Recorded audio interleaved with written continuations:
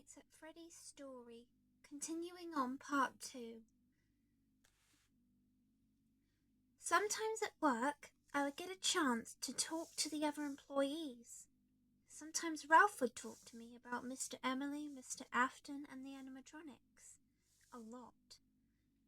He seemed very passionate about this place. He would help me out at times. He said he leaves voice messages for night workers to help guide them through the night shifts. Ralph always looked out for the fazbear employees. He seems pretty protective of everyone and watches over the team.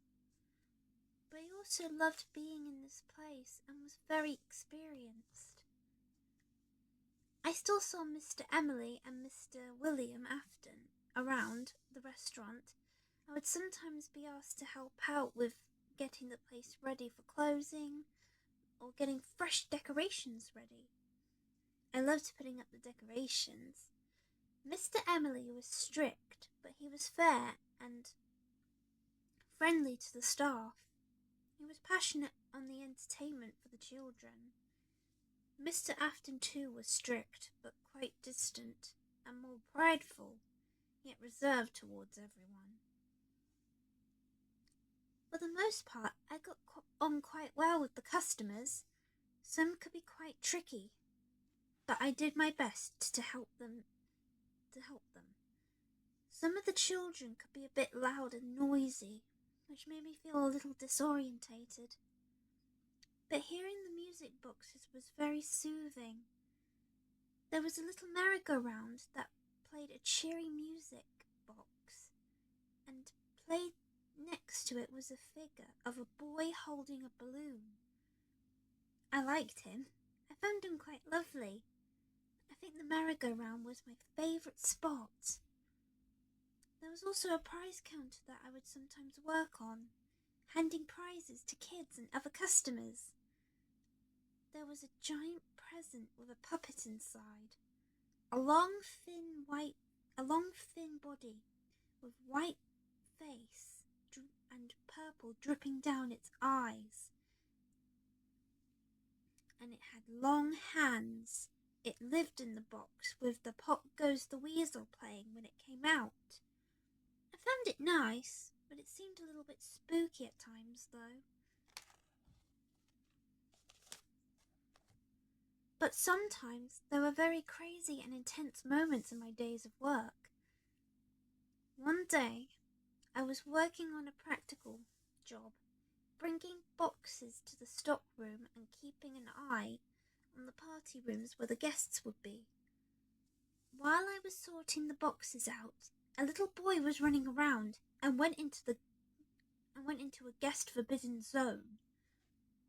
I saw and chased after him, but his family came rushing after him too. I had to stop the others from entering. Look, please, we need to get in there. I'm sorry, I said in panic, but guests are forbidden from entering here. It's not safe. Our kid's in there. He just went through. I'll make sure he gets out safely, but you must stay put, I pleaded. But the father, in panic and desperate, kicked me in the leg to get me out the way and rushed into the forbidden zone. Wait, come back, I called, and got up and rushed after the family.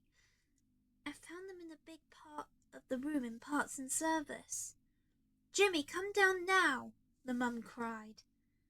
I made it into the room, but the boy was climbing in an unsafe place. And then he lost grip and fell. The parents were in shock. I ran to catch the boy and caught him just in time. My heart was thudding. You okay? I asked the boy. Yeah, thank you, he said.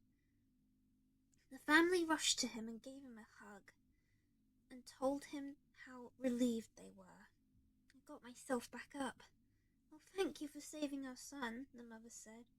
Look, I'm really sorry about the kick. I was just worried about my kid. Are you all right? The father asked. Yes, I'm fine, don't worry, I said. I made sure the family got out safely. They said thank you and they left the restaurant relieved and satisfied that their son was safe. Fritz Smith came over to ask what happened. I told him and asked if I told him, and then he asked if I was okay. I said yes, and Fritz decided to stay close by in case of others would sneak into the back rooms as I carried on with the boxes.